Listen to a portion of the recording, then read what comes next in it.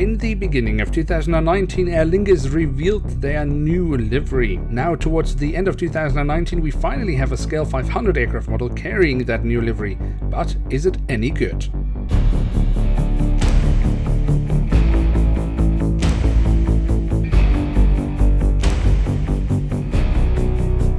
And with that, welcome to a new episode of Review, where we today will take a closer look at an Airbus A320-200 from Aer Lingus. At the front of the box we have the cutout, so we can get a glimpse of the aircraft model inside, and on top of the box we have the Aer Lingus branding. But hold on, if we take a closer look at the logo, we can see how pixelated that logo is. That doesn't look very nice, Herpa. On the back side of the box we then, as this is a 2019 release, only have one thing of interest, and that is an image of the aircraft in real life. But also here, that is clearly burned out in the white tones, so not a good start for the box. Let's hope the model can do better.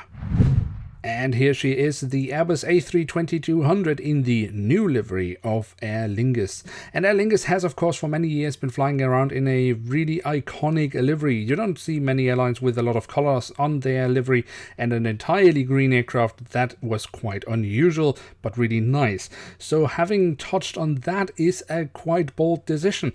The livery we have here, in my opinion, honestly speaking, looks very standard. It looks very similar to many of the new liveries you see from other airlines, so nothing that really excites me, but it does still look quite nice. But let me know in the comment section below what you think about the new Aer Lingus livery. Now, on the vertical stabilizer at the back of the aircraft, we find the Aer Lingus branding. On top of the stabilizer, we then have the two last letters of the registration code. The full registration code we find on the fuselage, where we also have the flag of the Republic of Ireland. At the front of the aircraft, across the fuselage, we again have the Aer Lingus branding and the aircraft type specification.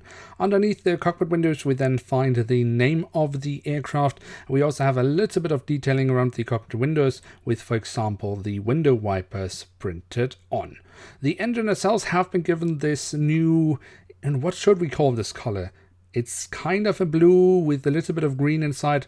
Honestly speaking, I can't quite figure out what it is supposed to be. But the engine nacelles do look quite decent if we look here from the backside. And of course, also if we take a look into the engines from the front, we can see the engine fan blades. Just above the wings, we then find the emergency exits printed on, and that leads us straight to the wings, because we should definitely also take a look at those.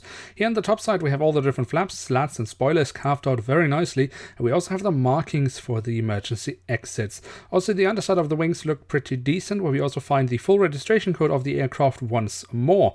And of course, the winglets on this aircraft look really nice, again with this new color that Aer Lingus is using. The landing gear here on this model is quite standard, but that is not a bad thing because the standard is quite high. That goes both for the main landing gear and also the front landing gear. And there we also find, just underneath the nose of the aircraft type specification once again.